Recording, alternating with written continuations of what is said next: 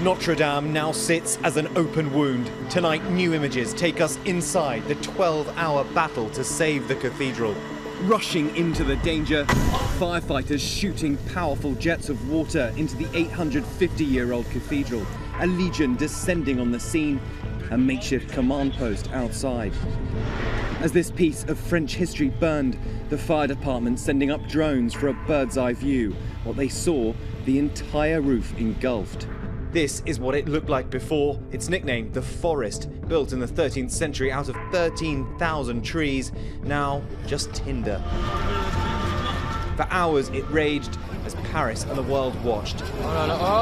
Gasps as the famous spire fell.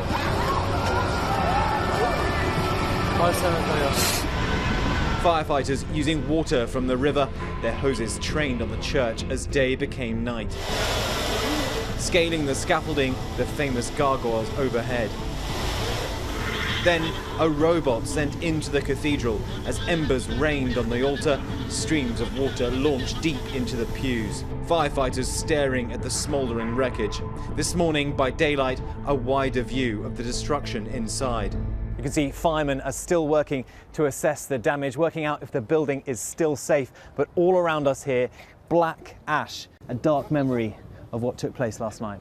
André Finot is an official at the cathedral. Part of the roof has disappeared, and there's some water leakages downstairs, and just a nightmare.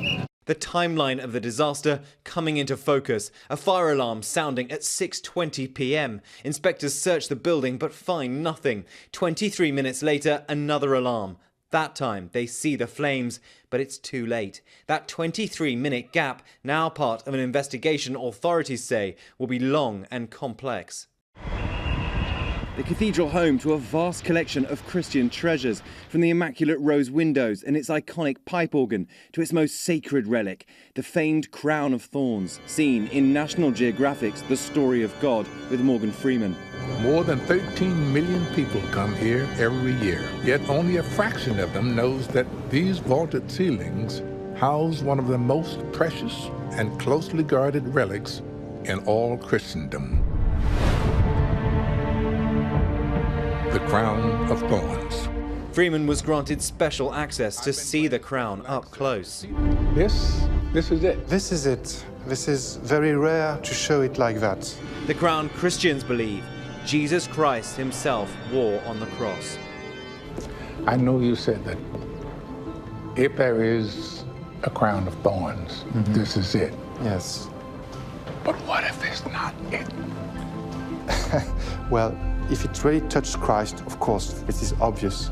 But even if it's not the true one, it's a way of remembering, okay, he really was on earth. He was a true man. He could bear that. He could have that on his very head. And this is no story, this is not a tale or a symbol or an abstraction. This is history. This is concrete. That piece of history, along with many others, rescued from the flames last night and taken to the Louvre for safekeeping. How much of the artifacts have been saved? Something like 80%. 80% of the artifacts have been saved. Yeah. That's extraordinary. While the cause of the fire is not yet known, authorities are treating it as an accident and are investigating if the fire might have been linked to a renovation effort underway when the blaze broke out. Nous rebâtirons la cathédrale Notre-Dame plus belle encore.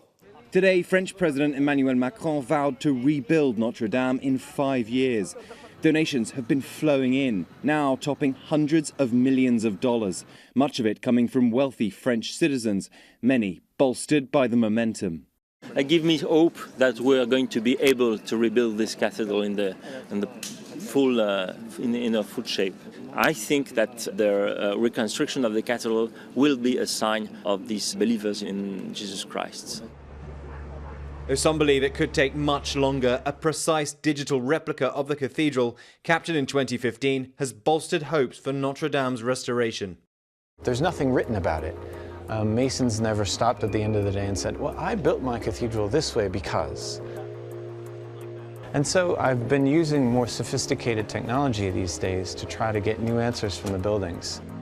Architectural historian Andrew Tallon painstakingly mapped Notre Dame and other cathedrals using cutting-edge laser technology.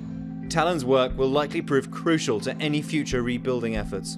Andrew's major mission was to make sure that as many people as possible understood the beauty of these Gothic structures. Lindsay Cook of Vassar College inherited the project after Talon's death. It was a major undertaking to do this, and it took place over many years, and this is something that's becoming more and more crucial, especially after the fire at Notre Dame. And it's happened to so many Gothic churches over time that it's actually, for a medievalist, it's not at all surprising. Windsor Castle was devastated by flames in 1992, but a nearly $50 million repair project saw the Queen's official residence reopened 5 years later. Fire gutted Ireland's St Mel's Cathedral on Christmas Day 2009, but it was restored for more than $30 million in 2014. And just last year, a fire consumed the National Museum of Brazil, decimating 90% of its collection. For the people of France, the return of their beloved cathedral cannot come soon enough. It felt like finding out that getting a call that a loved one was in the hospital and you weren't sure they were going to make it, and you had to get down there to see them and say bye, maybe. Rosina Crossman lives 15 minutes away from the cathedral. She was one of the hundreds who flocked to the site, watching as the flames spread across the roof. It was like watching a really surreal, horrible movie, and everybody went, we saw all the glass explode. You saw the glass in that window explode? Yeah, we watched it explode. So what was it like, the atmosphere here? It was so strange. There were so many people, and it was so quiet. It was so quiet. And people here were moved, they were crying, and yeah, there were people that were sobbing. There was a woman behind me sobbing into her phone. There was just shock. People have been coming down here all day, and yes, there are a lot of foreigners, but mostly it's Parisians coming down here in quiet contemplation, looking to see what happened to their favourite building. For Nightline, I'm James Longman in Paris. Our thanks to James and our team in Paris. Hi everyone, George Stephanopoulos here. Thanks for checking out the ABC News YouTube channel. If you'd like to get more videos, show highlights, and watch live event coverage, click on the right over here to subscribe to our channel, and don't forget to download the ABC News app for breaking news alerts. Thanks for watching.